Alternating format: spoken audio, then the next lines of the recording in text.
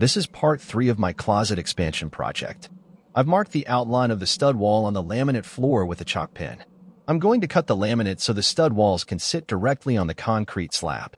First, I'm going to score the floor with a utility knife. I will do most of the cutting with my oscillating tool, but it's helpful to make a pilot cut with the knife before you use the saw. I'm using the wrong blade here, which explains all the smoke. Now I'm going to get to work on cutting the floor for the other stud wall. It is backbreaking work and pretty slow, so I sped up the video by 16x. Professional wood flooring contractors will have special saws to make long and straight cuts to existing floors. I suppose I could have used a circular saw to make most of the cut, but I would be nervous about hitting the floor with a rotating blade. The oscillating tools are a safer choice, but it's obviously not fast. Here's the finished product. Looks okay to me, but it did cost me 20 minutes of my life and a wood blade for my oscillating tool. Now it's time to build the first stud wall. This is the wall that will contain the door. I don't usually use screws for this kind of work, but I didn't want to crack the tiny floor plate with my nail gun.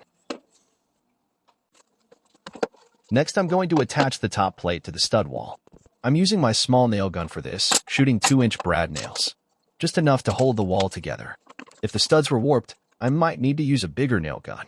I will break out the big nail gun to attach the stud floor to the existing framework. Now it's time to put the stud wall in place. I've already attached 2 studs to the existing wall to the left. The top plate of the stud wall will sit on top of these 2 studs. Remember that I drew a line on the ceiling telling me exactly where to attach the stud wall. I also used a stud finder to detect where the ceiling joists sit.